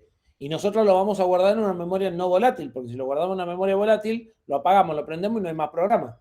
Claro. En los embebidos eso no sucede. En la computadora sí, en los embebidos no. ¿Sí? El data, por el contrario, van a ser las variables. Y eso sí lo vamos a guardar en memoria de volátil, en RAM. Esto lo vamos a guardar en flash. ¿Sí? ¿Está claro? Sí, no hay dudas. ¿Medio qué? Pregunta, tranquilo. No, que no hay dudas, era esa parte nomás. ¿Cuál bien. era para programa y cuál para datos? Text es como el código del text, es el texto del código, ¿sí? Viene de ahí, si lo querés. Y data, bueno, es claro, es data, son los datos. Entonces, este es dato y esto es para, si no es dato, es código. No hay otra división, además. Dato y código. Bien, .word, .hword y .byte me van a servir para decirle que quiero guardar constantes en memoria, en realidad sí, constantes básicamente, en memoria que ocuparán 4, 2 o 1 byte. ¿Sí? De esa forma voy a hablar, por ejemplo, la tablita de traducción de nuestro display de 7 segmentos. Pondremos .byte y pondremos acá cuáles son los bits que me hacen falta para cada una de las 10 combinaciones. ¿Sí? .align. Dijimos más de una vez que había ciertas restricciones de alineación. ¿Qué era alineación? Cuando yo tenía un dato que ocupaba 32 bits, pero no estaba puesto en una dirección que era múltiplo de 4. Por ejemplo, un dato de 32 bits que empieza a partir de la dirección 2. .align va a ser una directiva que le va a decir al ensamblador, mira, rellena con lo que haga falta para que lo que venga a continuación quede en una dirección múltiplo de 4. ¿Sí? ¿Por qué? Porque si esos datos no los ponemos en una dirección múltiplo de 4, cuando el programa empiece a ejecutar va a dar un error y se va a plantar. Porque no puede buscar un dato que no esté alineado bajo ciertas condiciones, cierto tipo de datos. Entonces, .align va a servir para decirle, mira, rellena con lo que haga falta para que de aquí en más esto quede alineado. ¿Sí? El ensamblador determinará si hay que poner 1 byte, 2 bytes, por ahí no hay que poner nada, por ahí veníamos alineado y sigue alineado. ¿Sí? Eso es cuando tenemos datos por ejemplo, no sé, 2 bytes y queremos guardarlo en la memoria y tenemos que hacer el align para que quede para que el próximo dato ya esté de nuevo en la posición correcta, digamos. El align se usa en dos casos. Se utiliza cuando tenemos datos mezclados con código. Cuando ponemos tablas de datos a continuación del código, porque la tabla tiene que estar alineada en 32 bits muchas veces, y el código tiene que estar alineado en 16. Entonces podrá tener un huequito de 16 ahí que me esté haciendo ruido. ¿Sí? Perfecto. Y el otro caso es cuando yo hice un struct y no puse las cosas ordenadas. Si yo hago un struct y pongo primero todos los de 32, después todos los de 16, después todos los de 8, eso está siempre alineado. Si arranco en alineado. Pero si yo pongo unos de 8, 8 de 16, 8 de 32, vuelvo a poner de 8, necesito rellenar, porque si puse 2 de 8 y después quiero poner uno de 32, ese de 32 está desalineado, entonces voy a poner una line al medio. ¿Sí? Más claro. Sí. Gracias, profe. Con lo cual, a los datos les conviene, primero los grandes, o sea, una line siempre, pero él siempre arranca alineado. O sea, si ustedes ponen section data, eso está alineado. Solo se desalinea si ustedes lo desalinean. Entonces, si ustedes ponen section data, después ponen todas las de 32, después todas las de 16 y después todas las de 8, no les hace falta la line. ¿Sí? Si mezclan, sí, les va a hacer falta. No entendí esa última parte, profe. ¿Qué parte? Cuando mezclan los distintos... Porque si vos pones dos datos de 8 y después pones uno de 32, el de 32 está desalineado. Porque pusiste 2 de 8. Ah, y si fuera en orden decreciente ya estarían alineados. Si son en orden decreciente, quedan alineados naturalmente. Claro. Si Bien. sos prolijo y pones 2 de 8, 1 de 16 y después el de 32, también. Pero digamos, si no te querés complicar la vida, lo mejor que haces es poner todos los grandes primero, todos los chicos, todos los del medio y todos los chicos al final. Y eso queda alineado. Y ojo Ocupa que más memoria, pero es ¿no? más. ¿Cómo? Ocupa más memoria, pero es más No organizado ocupa, eso, ¿verdad? no ocupa más memoria, ocupa la ¿No? óptima. Ok. Porque todos los de 32 están alineados a 32, no hay desperdicio. Después vienen los de 16, que no necesitan alinearse a 32. Los de 16 se alinean a 16. Y después vienen los de 8, que pueden estar en cualquier lado. Ok. Eso ocupa el tamaño óptimo. O sea, lo mejor sería no utilizar el align, digamos, o sea, escribirlo de tal forma que no lo necesitemos, o haber situaciones en las que sí o sí. Hay situaciones en las que lo vas a tener que poner. A veces lo vas a tener que poner. De todas Claro, pero formas, en principio lo mejor sería evitarlo, digamos. en principio lo mejor es evitarlo. El align de todas formas es inteligente. Si vos venías alineado, o sea, si venís alineado y pones un align, no hace nada, deja en 0 y sigue alineado. O sea, no por ponerlo vas a desperdiciar espacio, ¿me explico? Sí. Bien. Punto pull. Punto pull le indica al ensamblador dónde tiene que poner las constantes de 32 bits cuando usamos el igual en los LDR. ¿Sí? Él va a tratar de ponerlo al final del código, pero si no lo ayudamos a dónde se acaba el código, se le puede complicar. Entonces, podemos no ponerla, pero es una buena práctica decirle punto pull. Punto pull es, acá podés poner las constantes. Este es un buen lugar. ¿Para qué? Para que no quieran mezcladas en el medio del código. ¿Sí? Que estén todo el código, van a ver que el código que nosotros vamos a presentarles va a tener todo el código y al final del código va a tener punto pull. Y cada bloque de código, cada subrutina, lo que sea, va a tener el punto pull abajo. ¿Para qué? Para que las constantes formen parte realmente de ese bloquecito de código, no se separen demasiado, no sea cosa que no nos alcance el desplazamiento para llegar a esas constantes, ¿sí? Y para que no se maree, ¿sí? Entonces es una buena práctica. No es indispensable mandar igual, pero es una buena práctica. El punto global quiere decir que la etiqueta que ustedes van a poner acá es una etiqueta que, además de usarse para el proceso de ensamblado, tiene que quedar para el linker. Es decir, cuando se hace el último proceso de ponerlo en memoria, esa etiqueta se tiene que conocer porque hace falta. Nosotros la vamos a usar en general para un solo caso, que es el main, que va a servir para decirle al programa por dónde empieza, cuál es la primera instrucción que tiene que ejecutar. ¿Por qué? Porque esa instrucción tiene que estar puesta en un lugar específico. ¿Por qué? Porque el procesador arranca con el valor del PC, con un valor predefinido, y yo tengo que poner ahí la primera instrucción. ¿Sí? Entonces, el linker tiene que saber cuál es la primera instrucción para ubicar en memoria eso en donde debe. El resto lo puede poner en cualquier lado, pero la primera tiene que estar en donde debe. Para eso vamos a usar una etiqueta que se llama main, que no le podemos cambiar el nombre, y le tenemos que decir que es global. ¿Sí? Space n lo que hace va a ser reservar una cantidad de memoria de n bytes, ¿sí? Y si yo puse una etiqueta, asignarle una dirección a la etiqueta, entonces esto va a ser la forma de definir, por ejemplo, un vector, ¿sí? En RAM. Bien. De todas formas, esto está para que les quede como referencia en el código que viene ahora a continuación, en 2 líneas. Vamos a empezar a ver cómo se usan. Pero si les queda alguna duda de para qué sirven, están aquí. Volvemos a decirlo, el tema de alineamiento. El procesador lee palabras completas cuando va a memoria, siempre. Y descarta si ustedes quieren leer menos que una palabra. Si un dato de una palabra no está alineada, se requieren 2 accesos para leerlo y demora el doble.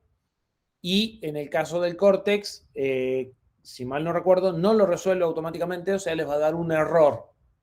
El procesador no hace ese proceso solo. Otros procesadores sí lo hacen solos. ¿De cuánto ¿Sí? sería la palabra completa? 32 bits. Bien. ¿Sí?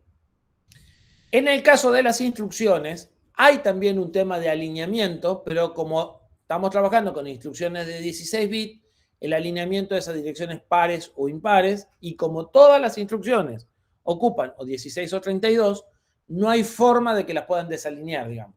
¿Sí? No hay manera. Porque todas las instrucciones que ustedes escriban van a quedar alineadas sí o sí. ¿Sí? El procesador siempre arranca, el ensamblador siempre arranca poniendo datos alineados. Si se desalinean es por el uso del espacio que ustedes hagan. ¿Sí? Bien.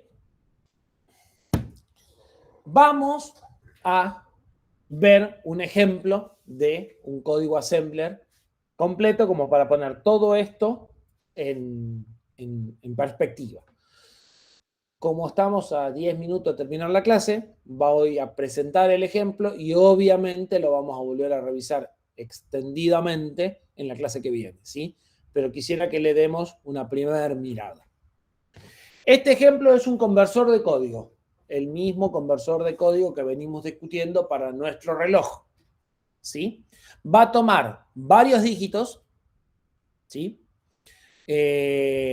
Almacenados en un bloque de memoria contiguo, como podrían ser los 4 dígitos en BCD no compactado de nuestro valor de hora y minuto, ¿sí? Podría ser el mismo ejemplo, pero en este caso no sabemos cuántos datos son, no son exactamente 4, sino que sabemos que hay un terminador, es decir, hay un valor que no es un valor BCD que sirve para decirme hasta aquí llegamos, que es FF. Ustedes deberían conocer los terminadores porque las cadenas de caracteres en C tienen un terminador. ¿Qué terminador tienen las cadenas de caracteres en C? Barra N. No, ese no es el terminador de la cadena. Barra Ese es el invertida retorno de 0. línea. Ah, es verdad, es cierto, era barra invertida 0. El ayudante de programación no vale. Barra 0, ¿eso saben qué es exactamente el barra 0? No. El valor numérico 0. Una cadena de C termina con 0x00. ¿Sí? Ese es el terminador de C. C, en una cadena, lee cada byte y cuando encuentra el 00 al final, como no es un código ASCII válido, no es ninguna letra el 00, es el terminador de la cadena. Quiere decir que ahí se acabó la cadena. Nosotros vamos a usar la misma idea, vamos a poner un 0xFF, ¿sí? Porque el 0 sí es un valor válido en BCD para nosotros, entonces vamos a usar el FF, que es un valor inválido. Podríamos haber usado el 0x0f también, que es igual de inválido. Sí, podríamos. Vamos a usar el FF. ¿Sí? El número que queremos convertir está almacenado en una variable. Y de esa variable nosotros sabemos la dirección. Pero no me interesa si es 1007, 1014 o 3.755.433. Entonces la vamos a llamar directamente origen. ¿Sí?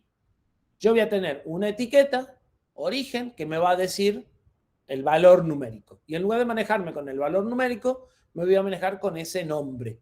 ¿Sí? Esto es lo mismo que si hubieran hecho un define en C. ¿Sí? Simplemente le asigné un nombre al valor numérico para no confundirme y para que si ese valor numérico cambie sea más fácil también hacer el cambio. El número está en BCD sin compactar. Ustedes ya saben que es un BCD sin compactar. ¿Sí? Se debe traducir cada dígito a su representación para un display de 7 segmentos. También lo discutimos. Generando un bloque M, como cada dato ocupa un byte y los 7 segmentos los vamos a poner también en un byte, parto de un bloque de tamaño M y termino con un bloque del mismo tamaño M. ¿Sí? Al cual también le vamos a poner el finalizador 0xFF. Ese bloque donde yo tengo que guardar los datos va a estar en la dirección destino. ¿Sí? Entonces yo voy a leer de origen un número BCD, lo voy a convertir a su representación en 7 segmentos, lo voy a guardar en destino y como esos son vectores, voy a repetir ese proceso hasta que llegue al FF que me diga que se acabó. ¿Qué información necesitamos para poder hacer esto de verdad? Porque lo vamos a hacer de verdad, vamos a escribir todo el código assembler. Bueno, necesito saber cómo están conectados los segmentos. ¿Sí? O sea, necesito saber qué bits tengo que poner en memoria para que acá se lea el número 1, y para que se lea el 2, y para que se lea el 3. ¿Sí? Que ya lo habíamos mencionado, pero ahora lo necesito de verdad. Necesito una especificación formal. Bueno, la especificación formal de nuestro proceso de traducción es el siguiente. Los segmentos, si ustedes se acuerdan, en un 7 segmentos se llaman A, B, C, D, E, F, G. ¿Sí? Al punto no lo vamos a usar por ahora. Y se enumeran empezando por arriba, dando toda la vuelta alrededor del 0 y dejando el G para el segmento medio. ¿Sí? Bueno, la persona que conectó esto decidió que el bit 7 del byte era el que iba a controlar al segmento A. Entonces, si yo tengo el bit 7 en 1, el segmento A se prende. Si tengo el bit 6 en 1, el segmento B se prende. ¿Sí? ¿Qué valor tengo que almacenar para prender el número 0? A ver cómo estamos con el binario del hexa y la electrónica. ¿Qué tengo que escribir acá para prender el número 0?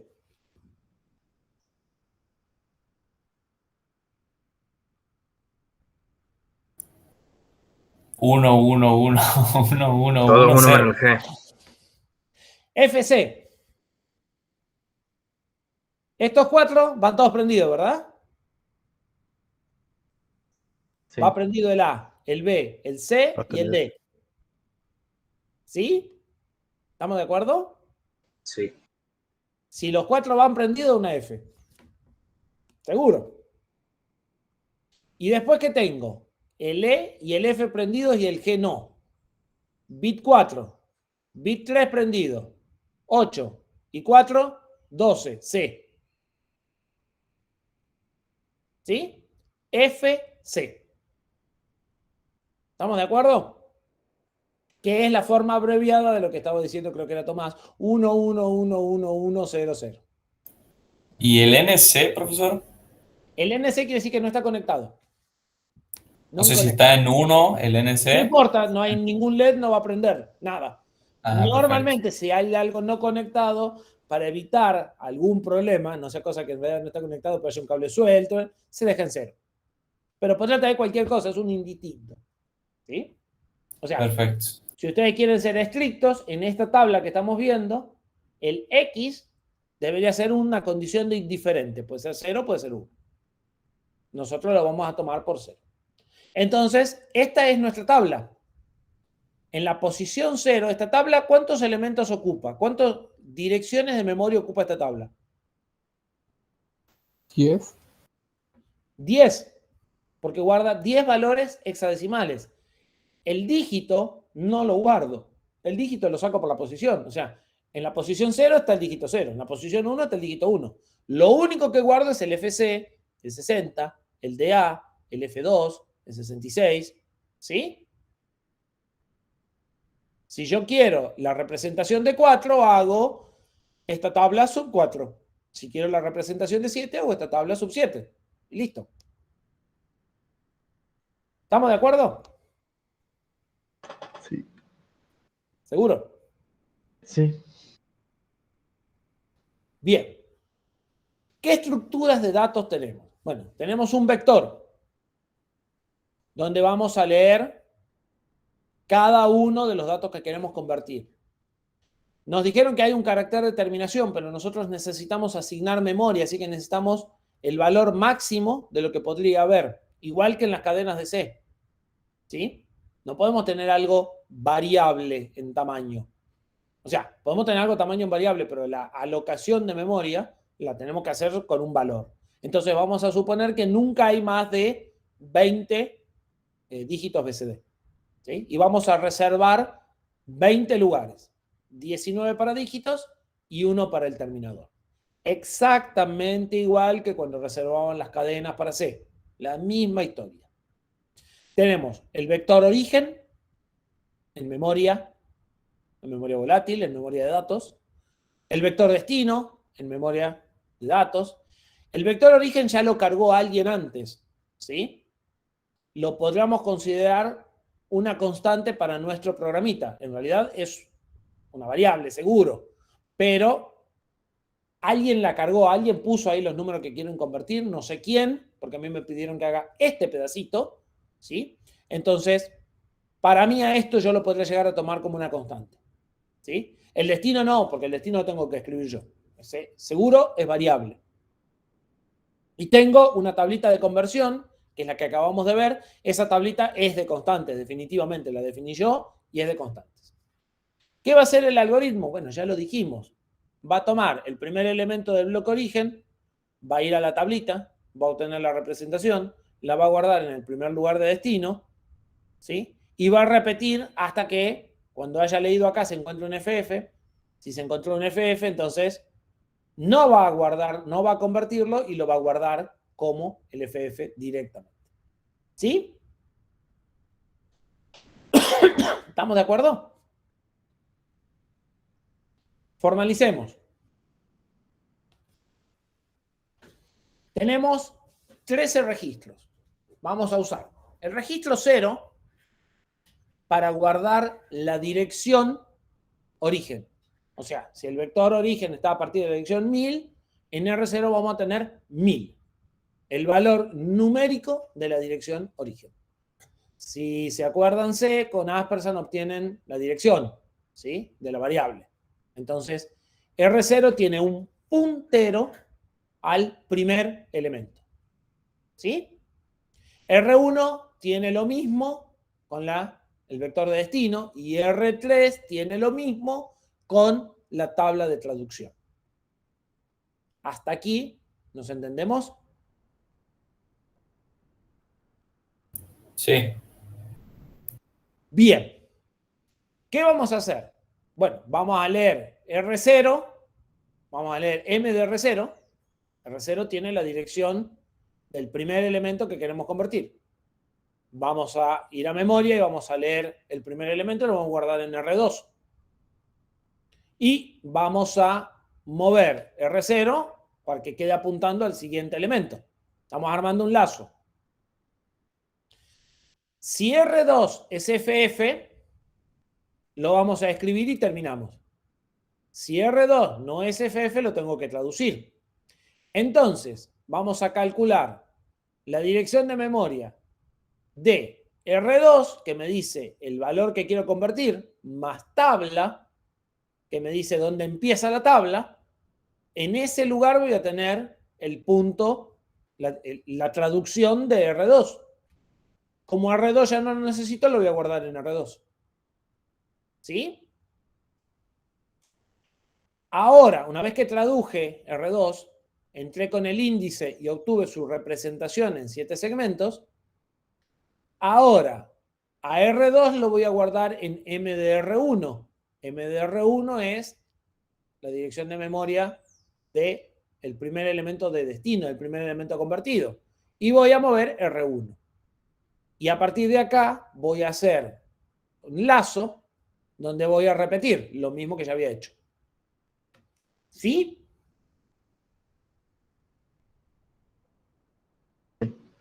Ingeniero, acá estaríamos avanzando de a bits en el vector. ¿De a bits? O sea, no entiendo para qué es el R0 igual a R0 más 1. Porque yo tengo 20 lugares que convertir. Con esto leí el primero y después me tengo que mover al que sigue. Ah, perfecto.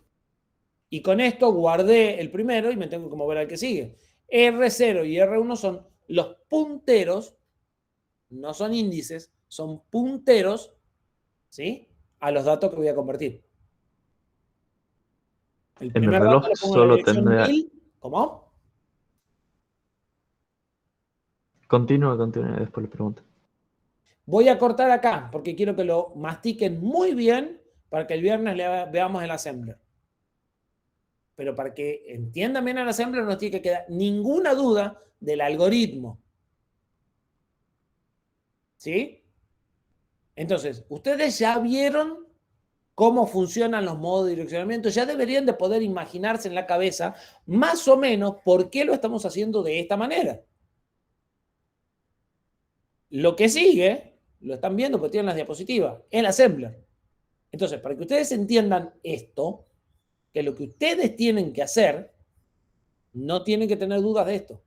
Porque en realidad ustedes, el miércoles que viene, no, el que sigue, dentro de 15 días, yo les voy a dar esto en la evaluación. Y ustedes van a tener que hacer esto y esto solos. ¿Sí? Entonces, de nuevo, cortamos acá. Mastiquen esto, revisen esto. Cualquier duda que no entiendan del algoritmo, me la preguntan antes de empezar la clase el viernes. Para que de ahí pasemos a esto, que es cómo se escribe el assembler o cómo se escribe esta idea que tenemos en la cabeza realmente para que en la placa funcione. ¿Sí?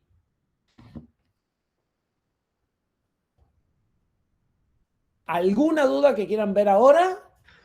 Yo le iba a preguntar, en el caso del reloj, que lo que estamos viendo, el vector no sería tan grande como de 20 bytes, sino sería... De 4 solamente. Ok, eso. Sí. Pero fíjate que si el vector es compactado, se agrega acá una complicación. Acá. Porque lo que vos lees acá, en R2, son 2 dígitos. Va a haber que separar la parte alta, guardar, separar la parte baja, guardar. Vas a tener otro problema. Por cada uno que lees, tenés que escribir 2, y esto se hace más enredado. ¿Sí? Sí. Y si sabés que son 4, probablemente no pongas acá el FF, sino que te fijes directamente con un contador, vas a agregar un R4 que te diga cuántos dígitos vas y al cuarto cortás. ¿Sí? Bien, sí.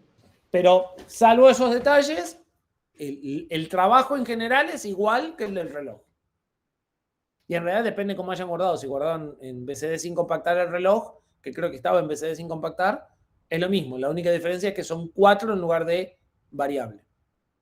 La otra diferencia es que el reloj hace este proceso una sola vez con el dígito que quiere mandar a la pantalla. No lo guarda en memoria toda la traducción. ¿Sí? O sea, lee esto y en lugar de guardarlo en memoria, lo escribe en el display que corresponde y listo.